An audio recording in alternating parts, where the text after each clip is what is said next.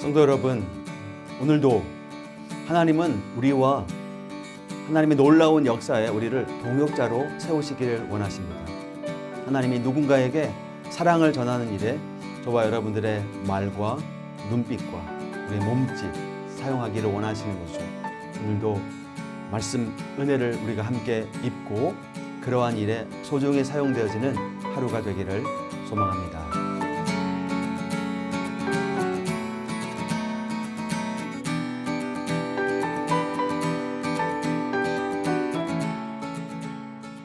여러분, 직업에는 귀천이 없다 이런 말이 있죠. 사실 인간의 모든 수고와 노동은 아름다운 것이기 때문에 존중받아야 마땅하다는 것이죠. 업무와 오늘도 만나는 사람으로 그 가치를 평가하는 것이 아니라 그 사람 존재 자체에 가치를 부여할 수 있는 그런 마음이 우리에게 있어야겠죠. 이 가치가 아름답다고 느껴지는 이유는 사람을 만드신 하나님의 관점과 닮아 있기 때문이 아닐까 생각합니다. 하나님께서는 모든 사람을 정말로 가치 있는 존재로 한 사람 한 사람을 그렇게 만드셨기 때문이죠. 오늘 본문에서는 성전의 업무를 보게 될 제사장들과 남은 레위인들이 업무를 이렇게 분담하는 모습이 보이는데요. 이제 이스라엘은 새로운 시대를 준비하고 있는 것입니다. 새로운 시대를 준비해야 되는 여러분 역대기를 처음 읽었던 독자들, 포로의 상황에서 돌아온 그래서 신앙을 다시금 재건해야 되는 그 사람들은 아마도 이번 장을 주목해서 보았을 것 같아요. 그런데 오늘 본문에서 눈에 띄는 점이 하나 있습니다. 제사장들의 순서를 정할 때 제비뽑기를 사용했다는 점입니다. 아니 이렇게 중요한 업무를 정하는데 제비뽑기가 웬 말이야 이렇게 생각하실 수도 있을 것 같은데요. 여러분 그러나 이 제비뽑기에 숨겨져 있는 의미를 생각해 봐야 해요. 여러분 최근에 제비뽑기 해본 적 있으신가요? 언제 제비뽑기를 해보셨나요? 여러분 제비뽑기를 할 때 우리가 가장 중요한 전제는 뭡니까? 공평이죠. 누구도 제비 안의 내용을 먼저 알아서는 안 됩니다. 준비하는 사람도 마찬가지죠. 모두가 공평하게 모르는 상태에서 진행되어야 해요. 그게 제비뽑기의 전제입니다. 바로 이 전제가 새로운 이스라엘을 위한 업무를 분담하는 데에도 적용되고 있다는 사실입니다. 제비를 뽑아서 업무를 결정하는 것은 그들의 사역에 그 어떠한 서열이나 차등도 존재하지 않다. 평등을 원칙으로 한다는 의미가 내포되어 있는 것입니다. 세상을 살아가면서 우리는 평가를 받는 것에 익숙합니다. 학교에서 내내 성적으로 평가를 받고 또 직장에서도 업무 능력을 통해서도 평가를 받습니다. 여러분, 평가받는 것이 무조건적으로 나쁘다고 말하는 것이 아닙니다. 평가를 통해서 부족한 점들을 보완하고 더 보충하며 나아갈 수 있기 때문에 그래요. 사실 이것이 평가의 원래 목적이었습니다. 그런데 시간이 흐르면서 모호한 평가의 기준이 생겨납니다. 외모, 집의 평수, 학력, 권력 등을 점수화시켜서 그에 따라서 가치를 평가하는 일인데요.